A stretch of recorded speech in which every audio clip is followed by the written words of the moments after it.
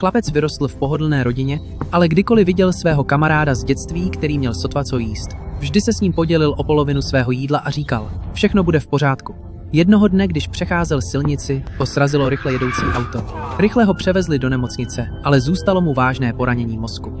O několik let později se jeho kamarád z dětství osamostatnil. Po 20 letech tvrdé práce se stal milionářem, ale nikdy nezapomněl na chlapce, který se s ním kdysi podělil o své jídlo. Kdykoliv se vrátil domů, první věc, kterou udělal, byla, že se podíval, jak se chlapci daří. Chlapec nerozuměl tomu, co je to milionář. Jediné, co si pamatoval, bylo, že jeho kamarád často hladověl a tak si neustále plnil kapsy sladkými bramborami a vejci, protože se bál, že jeho přítel může znovu hladovět. Když chlapec oslavil 40 let, jeho otec zemřel. Jeho kamarád z dětství prostě řekl, pojď domů se mnou. Vzal ho, aby viděl vstyčení vlajky. Postavil mu malou zahrádku v továrně, aby se nenudil.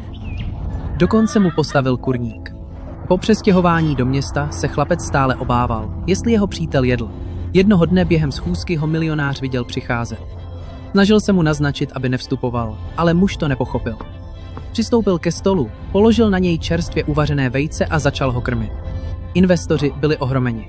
Všichni ostatní se zajímali jen o to, jak vysoko může milionář stoupat, ale tento muž se zajímal jen o jednu věc, jestli jeho přítel má hlad.